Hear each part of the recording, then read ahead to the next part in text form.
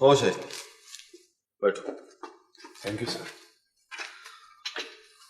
Fees साहब तो अब खुश हो गए होंगे। यस सर, वो तो बहुत खुश हो गए, लेकिन सर एक बात मेरी समझ में नहीं आई। वो क्या?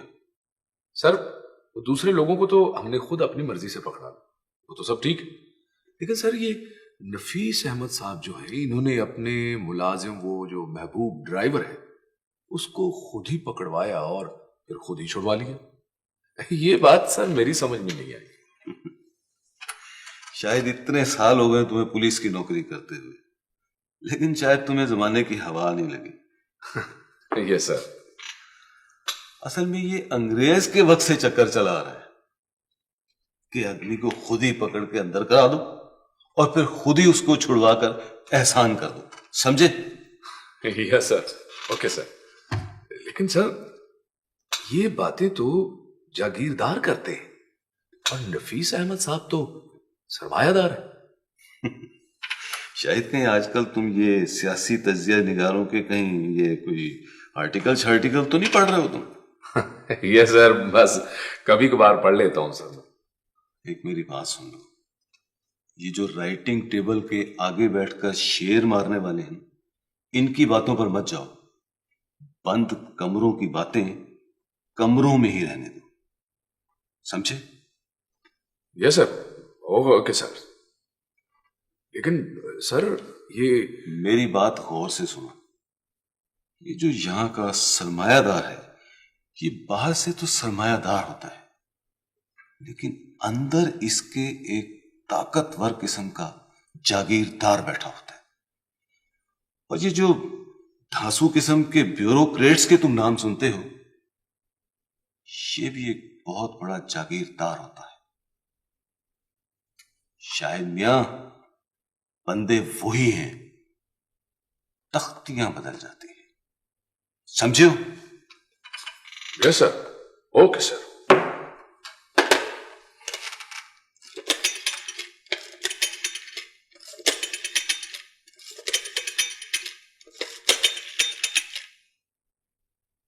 अस्सलाम वालेकुम सर। एसएसपी साहब तशरीफ रखते हैं जी? हाँ जी, मैं एसएचओ अजमल बोल रहा हूँ जी। जी बेहतर सर। अस्सलाम वालेकुम सर। सर अजमल अर्ज कर रहा हूँ जी। सर वो आप डीआईजी साहब को बता दें कि उनके अहकामात की तामील कर दी गई है। जी सर। अब वो तमाम लोग जो उनके हैं मज़कूरा, उनको छोड़ दिया गया जी। हाँ जी सर, बहुत बेहतर सर। शुक्रिया सर।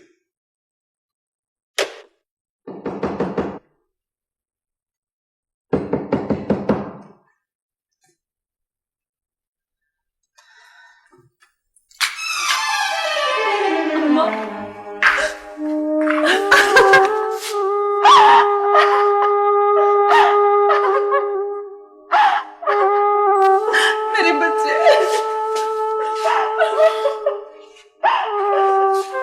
मेरे बच्चों,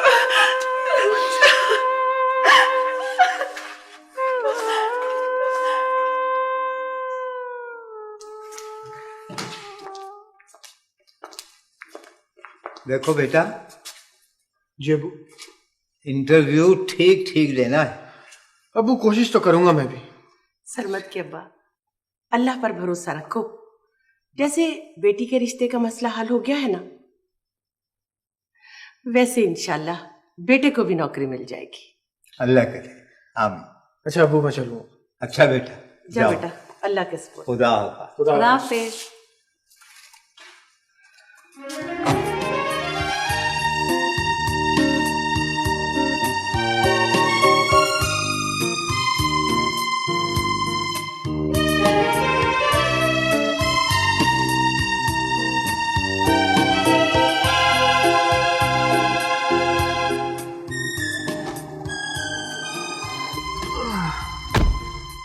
यार सरमत, उधर जाके इंटरव्यू देते देते कहीं बम्पर ना मार देना। ओ यार, ऐसे कैसे होगा? अब भाई तेरा ट्रैक्टर की तरह गोही तो मार दे, अच्छे खासे रोड पे जाते जाते आराम से फुटपाथ पे चढ़ जाता है। तो भाई ये मेरी रोजी का मामला है और ऐसे मौके बार बार नहीं मिलते। ये एक ही मौका मिला है किस्मत से। पक्की बात? 100% पक्की बात। चलो फिर अल्लाह वारस है।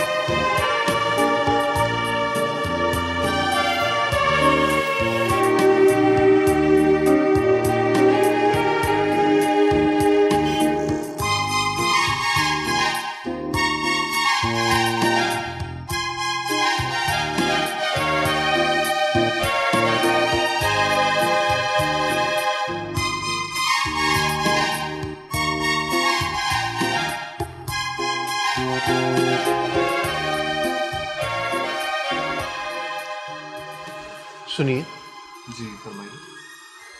आपने तो बड़े अच्छे कपड़े पहने हुए हैं और टाई भी लगाई हुई। जाहिर है मैं यहाँ छोले बेचने तो नहीं आया, इंटरव्यू देने आया। जी वो तो मुझे मालूम है, लेकिन एक बात मेरी समझ में नहीं आई। क्या समझ में नहीं आया? भाई अगर आप इतने अच्छे कपड़े अफोर्ड कर सकते हैं तो फिर नौकरी की क्या ज़रूरत है? एक बात आपको सच सच बताऊं, तो भाई हम एक दूसरे से झूठ बोलने तो नहीं आए यहाँ पर। बताओ क्या बात है। ये कपड़े मैंने लॉन्ड्री वाले से किराए पर लिए। अरे तो भाई लॉन्ड्री वाले को तकलीफ देने की क्या ज़रूरत थी? असल में यहाँ जो भी आता है वो अच्छे कपड़े पहन के आता है। अच्छा, तो ये बात है। जी जनाब। इसका मतलब है कि नौकरी बंदे को नहीं, अच्छे कपड़ों को दी जाती। 43 मिस्टर सरमद, आई प्लीज।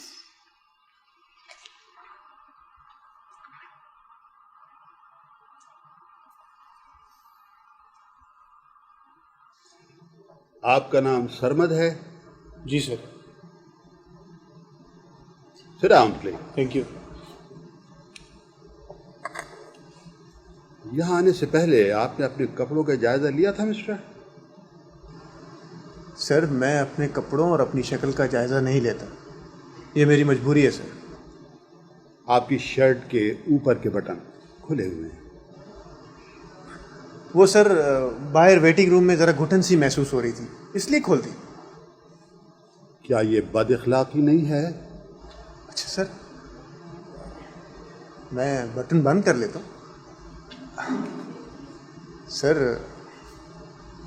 अब मैं बाखलाक हो गया। इससे पहले आपने इस तरह की किसी इंटरव्यू में शिरकत की है? नहीं सर। तो फिर आपका इसमें कोई कसूर नहीं। सर कोई गलती रह गई इंटरव्यू में? आप किस मकसद और जज्बे के तहत ये मुलाजमत हासिल करना चाहते हैं? सर मैं रोज़गार हासिल करने के जज्बे के तहत हाजिर हूँ। ओह, तो आप कौमी खिदमत के जज्बे के तहत नहीं आए?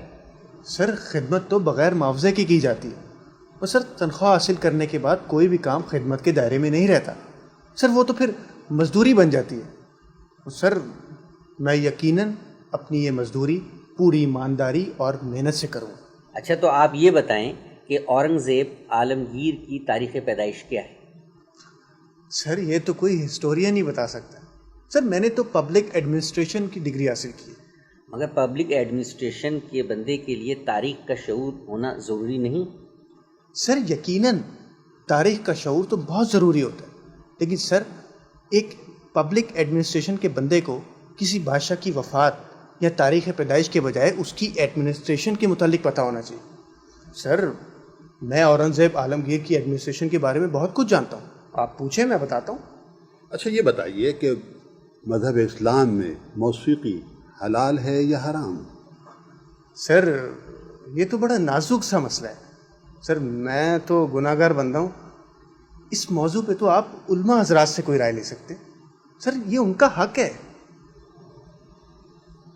ठीक है, आप जा सकते हैं।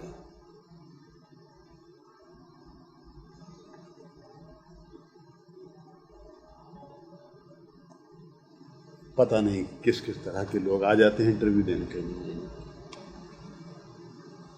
इसको फेल कर दें, ठीक है? ठीक। दूसरे उम्मीदवार को भेजें।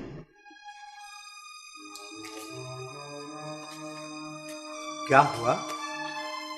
वही हुआ जो इस तरह के इंटरव्यूज में होता चला आ रहा है। क्या मतलब? जवाब तो दुरुस्त दिए। जवाबात तो दुरुस्त दिए थे, मगर यहाँ फैसला उम्मीदवार के जवाबात पर नहीं होता, बल्कि नौकरी देने वालों के सवालात की बुनियाद पर रखा जाता है। भाई एक तो तुम खुलकर बात नहीं करती। अब वो खुली खुली बात तो ये है कि मेरा बाप मेरे लिए नौकरी का इंतजाम नहीं कर सकता और सिफारिश नहीं कर सकता, बस।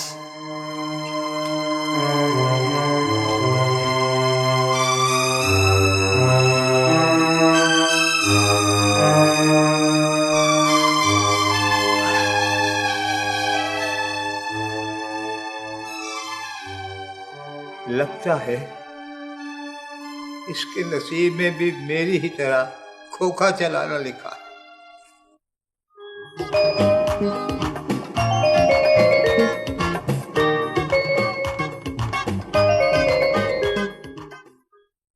सर, ये सरमद ने इंटरव्यू में गड़बड़ कर दी। क्या किया? चेयरमैन का सर फोड़ दी? नहीं सर, सर तो नहीं फोड़ा, लेकिन फेल होकर आ गया। देखो कमाल यार, मैंने तुम्हें पहले भी कहा था कि सरमद की जिंदगी को बनाना हमारा काम है। क्या हो गया अगर इंटरव्यू में फेल हो गया तो? बल्कि अच्छा ही हुआ। खैर तुम सरमद को छोड़ो, बिजनेस की बात करो। क्या मतलब सर? कमाल, मैंने तुम्हें पहले भी बताया था कि जिसको मैं अपना छोटा भाई बना लेता हूं फिर वो मेरा मुलाजिम नहीं रहता। जाहिर है सर, ये तो फिर होता है। पर इसका बंदोबस्त किया होगा। हाँ, वो निसार आ गया, अब भेजो उसको अंदर। जी सर। आओ निसार, बैठो। निसार, ये बताओ कि अगर तुम पर मजीद थोड़ी सी जिम्मेदारी डाल दी जाए तो? सर वो तो आपकी मर्जी है, मैं तो पहले ही आपका एहसान मानूं। ऐसा है कि आज से तुम कमाल की जगह पर मैनेजर हो। Thank you sir, thank you very much. और सर कमाल साहब? अरे यार, तू मुझे छोड़, अपनी बात कर। कमाल, ऐसा करो कि इसको साथ ले जाओ और इसको काम वाम समझा दो सर। राइट सर, अभी सब कुछ समझा देता हूँ। आओ भाई। Thank you sir. Okay, best of luck. Thank you very much sir.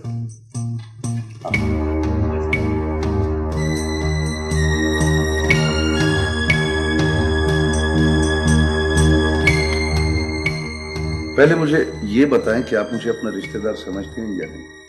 अरे कमाल साहब, क्या बात करते हैं? आपसे ज्यादा और कौन मेरा रिश्तेदार हो सकता है? जिस घर में मेरे जिगर का टुकड़ा जा रहा है वो घर मेरा नहीं तो और किसका है?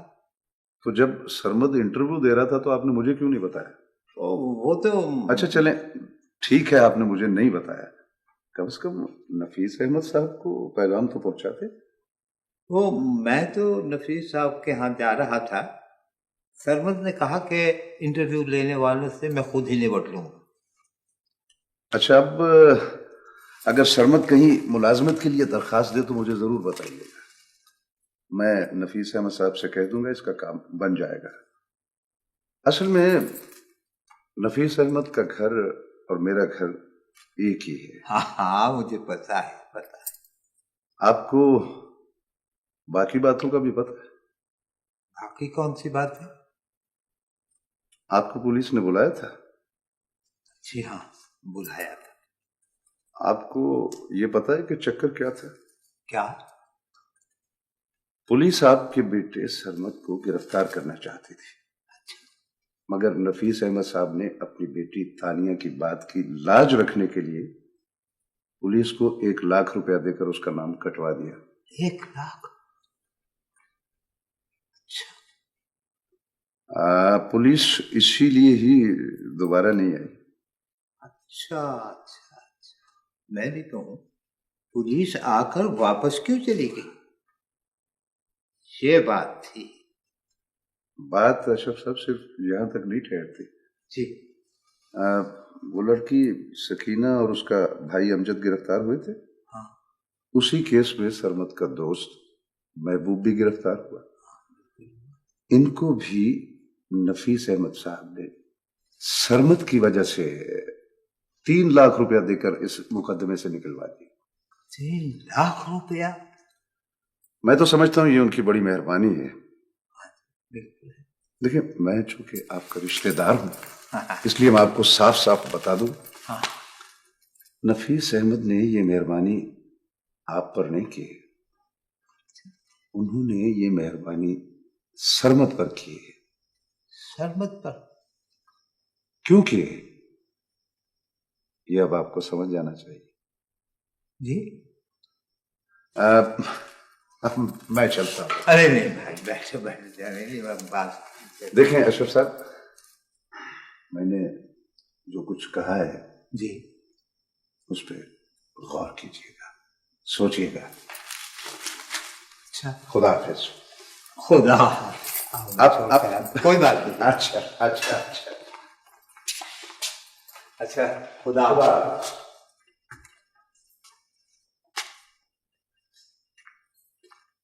सरमत की माँ, सरमत की माँ, आओ ना, इधर आओ। क्या बात है? तुम्हें पता है कमाल साहब ने आज बात कर दी, बड़ी कमाल की बातें सुनाई। अच्छा हाँ बोलो, क्या बातें की? अरे बेगम, कमाल ने तो आज कमाल कमाल बातें की हैं कि बड़े बड़े राज अफशा हुए हम पर। अच्छा। हाँ, हमारे तो। ये देखना बाहर जाके कौन आया। हाँ, बस एक मिनट ठहरो, मैं आपको बताता हूँ। कोई आया है।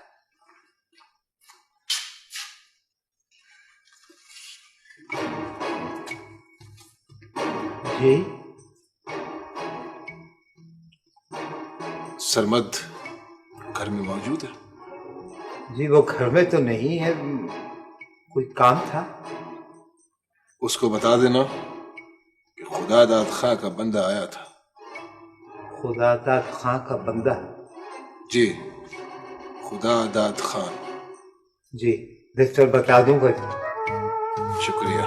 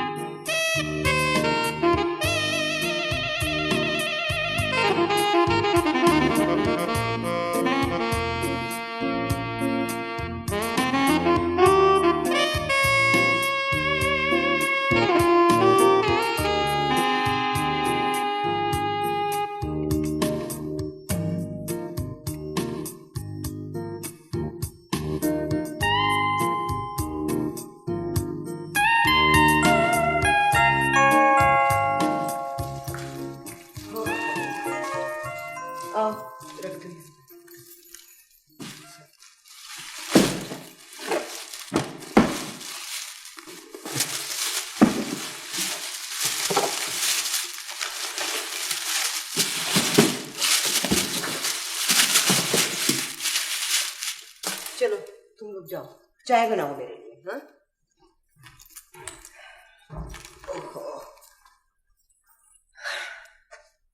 ये सब क्या है माँ? ये सब तुम्हारे लिए है, सब कुछ तुम्हारे लिए है, तुम्हारी पसंद की चीजें हैं। ये देखो, ये है तुम्हारा पसंदीदा स्टोन टोपाज और ये डायमंड्स। हाँ, और हाँ एक बात और, आज ही ये अपने पसंद की जरा मुझे बता दो कि इसमें से कौन सी बैंगल्स पसंद करें, क्योंकि ये कल ज्वेलर बना के मगर माँ, हाँ। इतनी ज्यादा शॉपिंग किस लिए? तानिया, जिस घर में सिर्फ एक बेटी होती है ना, वहाँ जिंदगी में इतनी शॉपिंग करनी पड़ जाती है। मैं आपकी बात समझी नहीं माँ। बस यही तो तुम्हारी मुसीबत है कि जो बात समझनी चाहिए वो तो तुम्हें समझ आती नहीं, और जिसको समझने की जरूरत नहीं होती वो तुम्हें एक सेकंड में समझ आ जाती है। है ना? मसला क्या है माँ? इस घर का सिर्फ एक मसला है और वो है तानिया की मंगनी। क्या कहा? तुम्हारी मंगनी। मगर माँ, जब मैंने कह दिया है कि मैंने शादी ही नहीं करनी, तो फिर इस शॉपिंग की क्या जरूरत थी? क्या मतलब? क्या तुमने यूं ही जिंदगी गुजारनी है? जिंदगी गुजारना अपने बस में थोड़ी होता है माँ। ये तो दूसरे लोगों के हाथ में होता है। जब चाहे इसे सर पर बिठा ले और जब चाहे इसे जमीन पे पटक दे। तानिया, मुझे अब यकीन हो चला है कि तुम्हारा दिमाग चल गया। ये कोई पूछने की बात थोड़ी ही है माँ। दिमाग का खलल ही तो मुझे ले डूबा है। तो फिर ऐसे करो कि गैरेज से गाड़ी निकालो और सरमत के घर चली जाओ। उसको बिठाओ अपने साथ और अपने इस दिमाग के खलल को दुरुस्त करो। मतलब? समझी नहीं मैं क्या कह रही हूँ तुम्हें? रियली माँ? मैं कोई तुमसे झूठ तो नहीं कह रही हूँ। ये लो, जाओ पकड़ो उस स्टूपिड को। अभी जाओ। जाओ।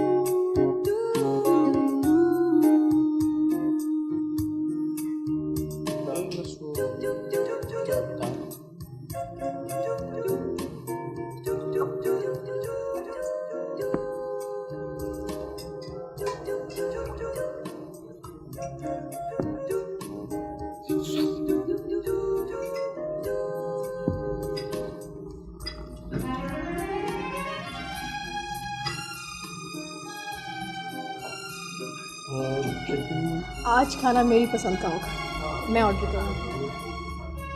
आप ऐसा करें कि सूप में हॉट एंड सॉस सूप ले आए जी, और 7 ड्रम स्टिक्स ले आए और चिकन फ्राइड राइस ले आए जी,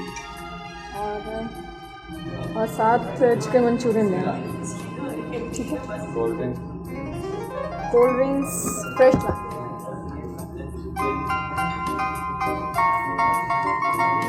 अर्शिदा का क्या होता है?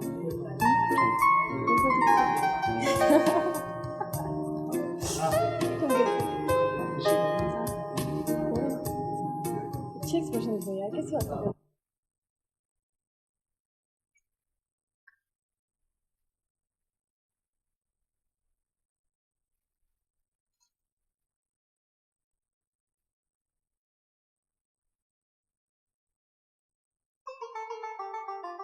मैं वो बर्तन लेने आई थी।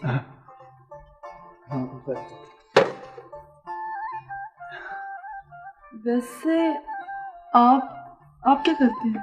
मैं हाँ जी। मैं जी बस किताबें पढ़ता रहता हूँ। आप किताबें बहुत पढ़ते हैं।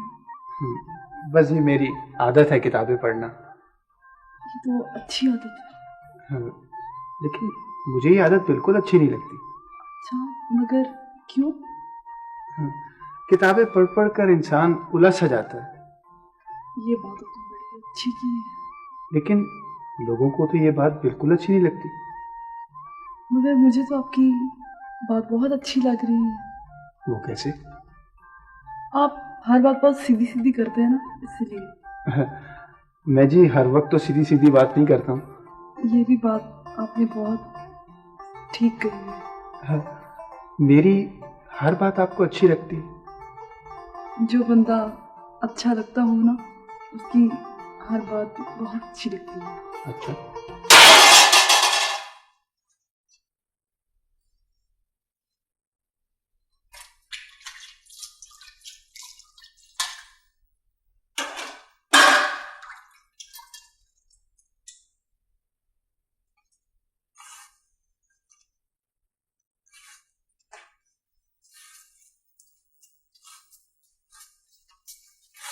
अम्मा। हाँ।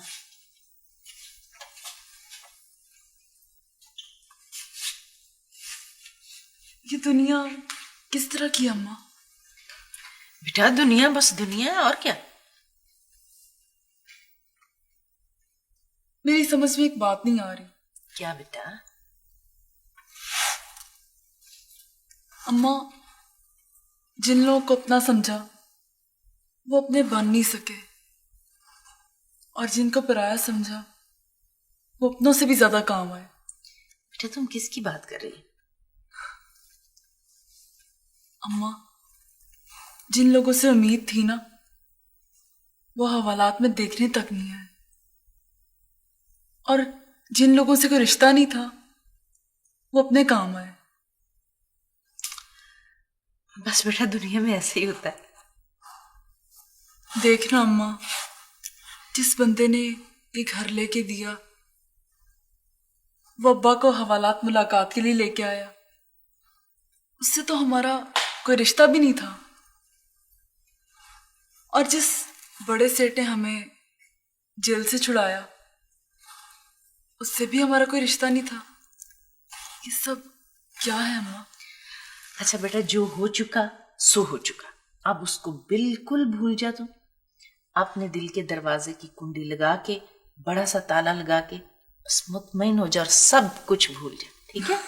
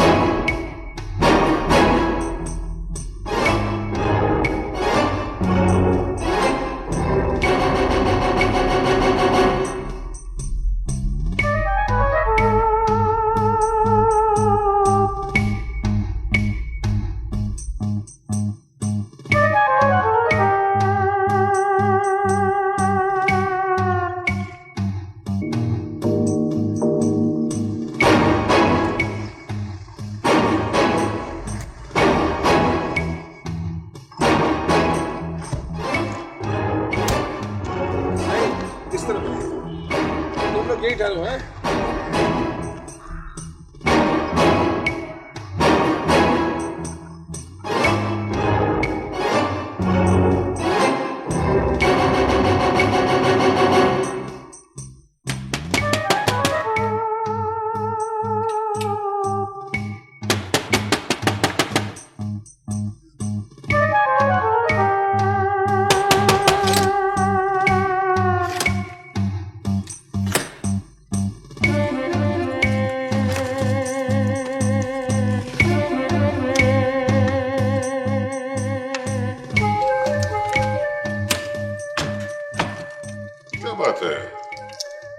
क्या है, तुम काफी दिनों से आए नहीं हो, कोई मसला है क्या? जी क्या? बस जी वो तबीयत ठीक नहीं रहती। क्या हुआ है तबीयत को? पता नहीं जी। डॉक्टर को दिखाया? नहीं जी। क्यों? बस जी ऐसी। तो फिर दिखाओ ना डॉक्टर को, या फिर ऐसा करो कि अल्लाह यार तुम्हारे पास आ जाएगा और तुम्हें अपने साथ ले जाएगा। नहीं जी नहीं, मैं खुद चला जाऊंगा।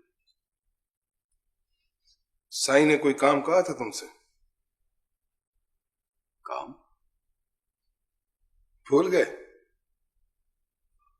कौन सा काम जी? वो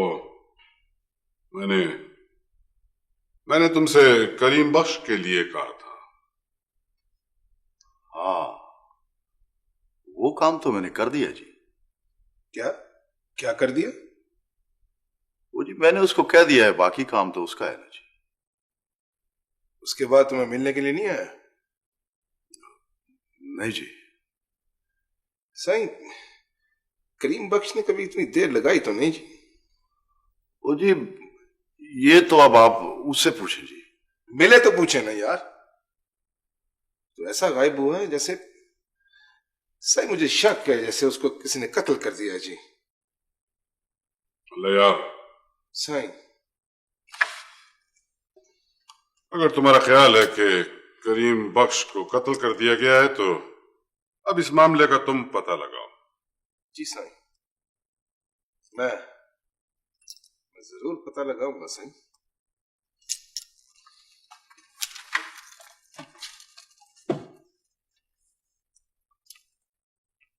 मोहब्बत खान, अच्छा है, अच्छा है। तुम अपनी तबीयत डॉक्टर को दिखाओ। तुम्हें अपना ख्याल रखना होगा।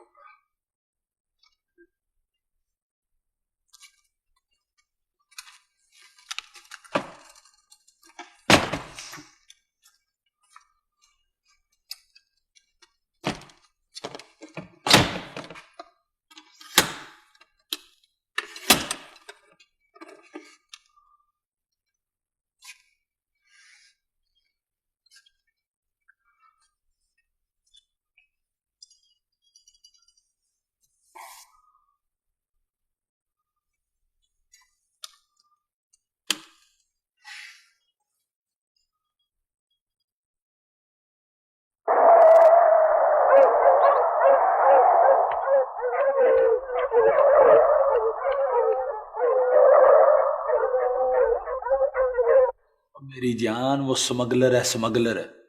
स्मगलर? जी जनाब, 16 साल हो गए हैं खुदादाद खान को स्मगलिंग करते हुए, मगर एक दफा नहीं जेल गया। तू ये कैसे कह सकता है? यार, हम ड्राइवरों से कौन सी बात छुपी रह सकती है? रोड, गलियां, बंदे, हम ड्राइवरों से नहीं छुपे रह सकते। मैं तो कहता हूं कि ये हुकूमत पुलिस अफसरों को निकाल के ड्राइवरों को भर्ती करना शुरू कर देना, तो एक भी मुजरम बच के निकल जाए तो फिर कहना। और तो और ये जो टैक्स चोर है ना, ये जो पूरे मुल्क को लुट का माल समझते हैं, ये भी ना बच सके। वो तो ठीक है, मगर यार खुदादाद खान। यार मेरी बात तो सुन ले। ये जो खुदादाद खान है, इसके दिमाग में बड़े स्पेशल किस्म के पुर्जे फिट हैं। मैं मानता हूं कि वो गरीब गुरबा का बड़ा ख्याल करता है, सवाली को अपने दर से खाली हाथ नहीं जाने देता। अगर तू सवाली तो नहीं है ना, तेरे दिमाग में भी जापानी असली पुर्जे फिट है। वो तुझसे काम लेगा, काम। ओ भला मुझसे क्या काम लेगा?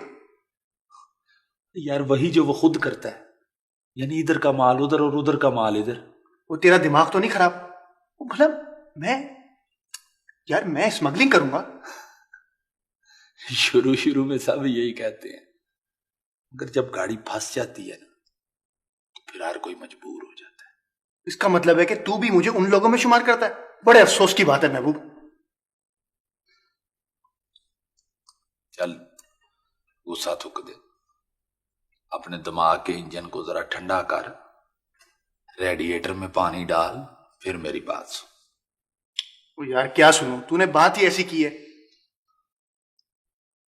यार मैं मानता हूं कि तूने किताबों के भरे ट्रक के ट्रक पड़े हुए हैं, मगर इस जमाने को समझने के लिए तजर्बे की जरूरत है। ये जो खुदादाद खान है ना, ये ऐसा जाल बिछाएगा कि तू हिल नहीं सकेगा।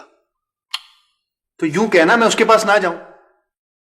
यार मैं तुझे वहां जाने से नहीं रोकता, बल्कि मैं तो चाहता हूं कि तू वहां जा, ये जमाने का रंग देख, तजर्बा हासिल कर।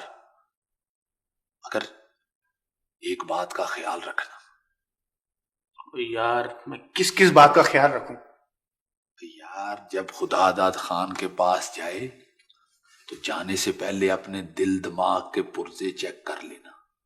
तेल पानी चेक करके टैंकी फुल करा के वहां पे जाओ, ठीक है? वहां जाते ही रिवर्स होने की जगह देख लो। अगर कोई वहां गड़बड़ देखो तो गाड़ी रिवर्स में डाल के पीछे हट के फुल स्पीड पे गाड़ी दौड़ा दो। अल्लाह अल्लाह खैर सदा। आप समझिए? समझ गया। बस तो फिर जा और देख तमाशा। दोबारा दोबारा तुम्हारे आने का इंतजार करूं? क्यों नहीं जनाब, मैं जरूर आऊं। रब रखा।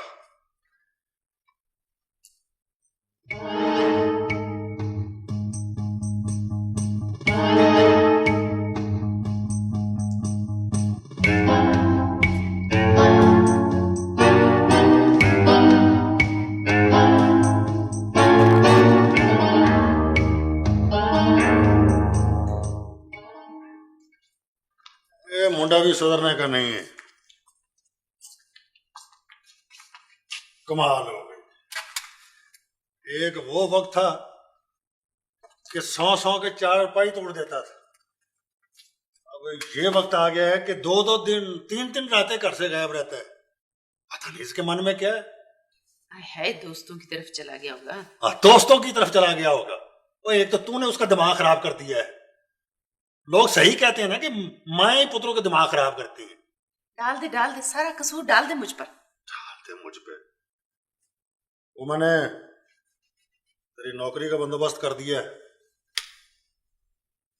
अब इस शहर में एक बंदे की कमाई से पूरा टबर नहीं पल सकता। अच्छा जा कर है, उथे नौकरी करनी है। ये अच्छा जा कर तुझे कहां से मिल गया अचानक? वो नहीं है अपना सेठ नफीस अहमद और वो क्या नाम उसका, सेठ कमाल, वो जिन्होंने अपनी धी को हवाला से छुड़ाया था, उन्होंने ये दूसरी मेहरबानी कर दी है। अब्बा, अम्मा की जगह मैं नौकरी कर लूं? और नाना पुत्र ना, ऐसे हालात में जवान धी का घर से बाहर निकलना कोई अच्छी बात नहीं है। वो तू तो फिर हवालात से निकली हुई है, तुझे हम घर से बाहर नहीं छोड़ सकते। बोरी का मुंह तो सिया जा सकता है, और बंदों के मुंह पर हाथ रखने वाला कोई नहीं है। जो कुछ मैंने बताया वो अच्छी तरह समझ लिया ना? जी सर, आपकी बात नहीं समझूंगा तो भला किसकी बात समझूंगा? मेरे लिए तो आपका इशारा ही काफी है। मैं मामलात को इशारों पे नहीं चलाया करता, बल्कि छान फटक कर फिर बात करता हूं। सर, आप फिक्र न करें। मुझे फिक्र थी, फिक्र है, फिक्र रहेगी। क्या समझे? ठीक है सर। ठीक है, तुम जा सकते हो। Okay sir.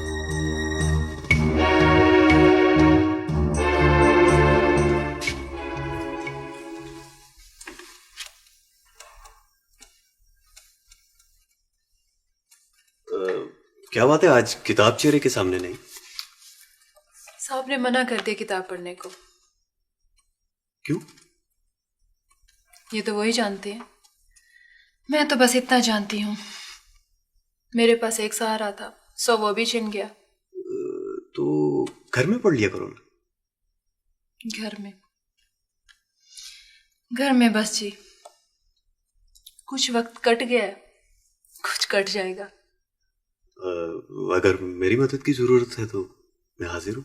बस निसार साहब, ये अल्फाज मैं बहुत सारे लोगों से सुन चुकी हूँ, अब सुनने की हिम्मत नहीं।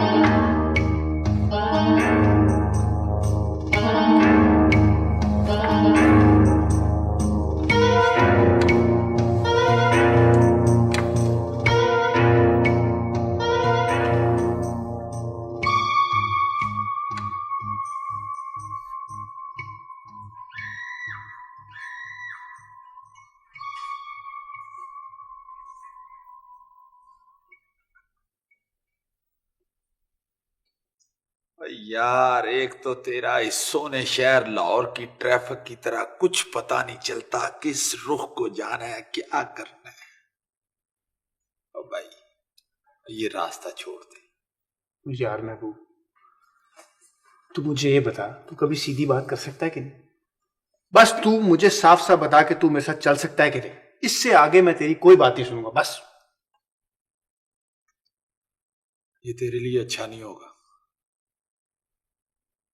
अगर तू ट्रक ड्राइवर की तरह अड़ गया है तो ठीक है, मगर मैं दूर ही रहूंगा।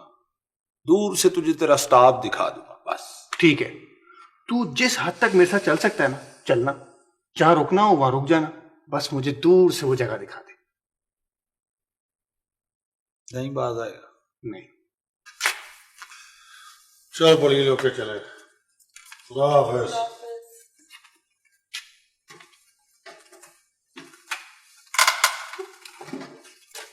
सकीना क्या बात है?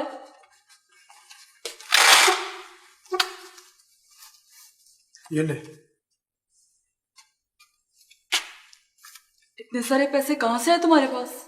भाई जहां से भी आए तू इन्हें छुपा के रख दे। और हाँ, अब्बा हम अपनी बताना। पर इतने सारे पैसों का तुम क्या करोगे? बहन जी, आड़े वक्त में जितनी ये चीज काम आती है ना, अजीज रिश्तेदार दोस्त भी इतना काम नहीं आते। अच्छा अब मैं चलता हूँ, इनको तो अच्छी तरह छुपा के रख देना।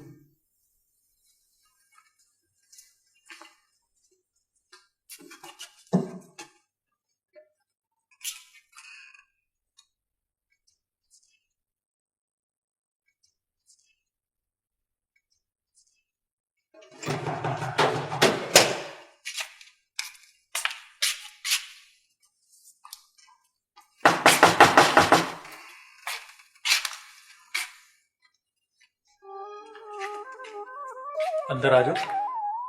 आ जाओ। बाकी लोग कहाँ हैं? सब अपने काम पे चले गए हैं।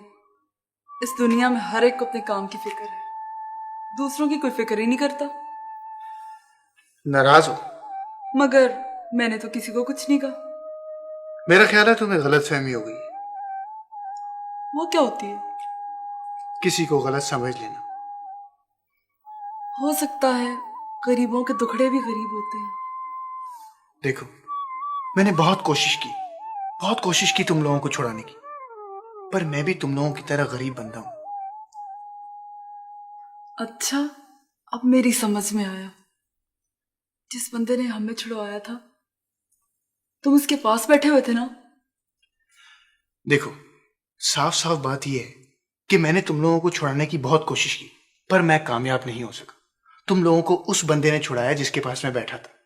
उसने मेरे कहने पे तुम लोगों को नहीं छुड़ाया, बल्कि अपनी मर्जी से तुम लोगों को बेकसूर समझ के छुड़वाया।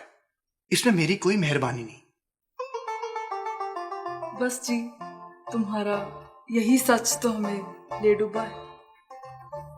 पर मैंने उसे बार बार कहा था कि वहां ना जाना, वो फिर वहां चला गया। देखो, गरीब और बेकसूर लोगों के साथ हमदर्दी करना तो उसके मिजाज में शामिल हो सकता है कि वो अपने मिजाज से मजबूर होकर वहां चला गया। ये बात मेरे भी दिल को लगी है। सही जगह पे काट मारा है तुमने।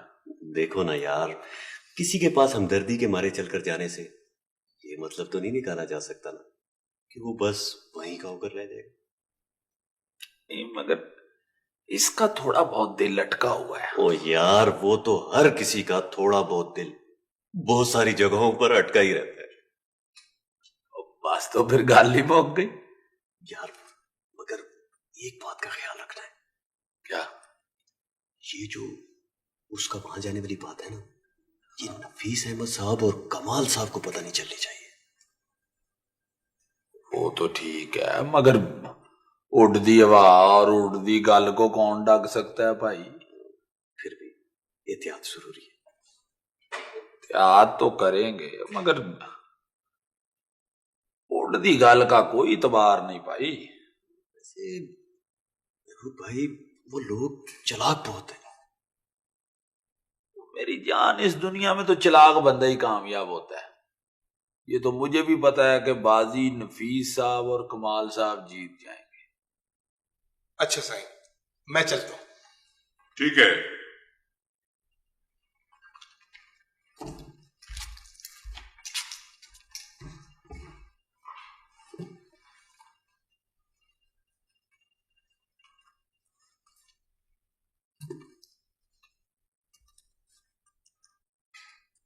सुन ली तुमने अल्लाह यार की बात?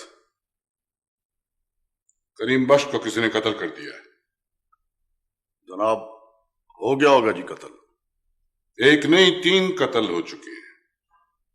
3 बंदे।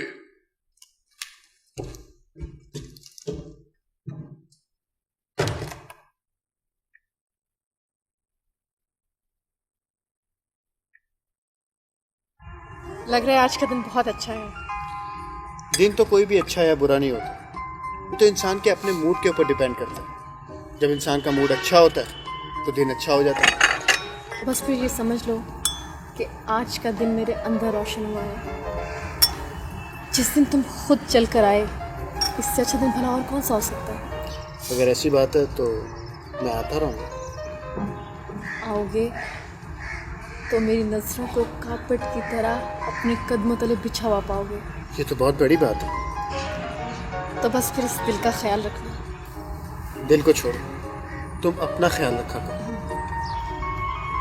अपना ख्याल रखना इंसान के बस में थोड़ा ही होता है। इंसान को कोशिश तो करनी चाहिए। खुल के बात क्यों नहीं करते हो? ये छोटी छोटी बातों से डिस्टर्ब होना कोई अच्छी बात नहीं। इससे इंसान की सेहत खराब होती है। सेहत को दुरुस्त करना तो डॉक्टर का काम होता है। देखो तानिया, जिस डॉक्टर की तुम बात कर रही हो ना, उसकी अपनी भी मजबूरी है, और दूसरों की मजबूरियों को समझने की कोशिश किया करो। चलो भाई, हम तुम्हारी मजबूरियों को माफ करते हैं, तुम हमारी मजबूरियों को माफ करते हो। सुला सुनो, चाय पियो। ये क्यों नहीं ले रहे? ये भी खाओ। पैटीज खाओ।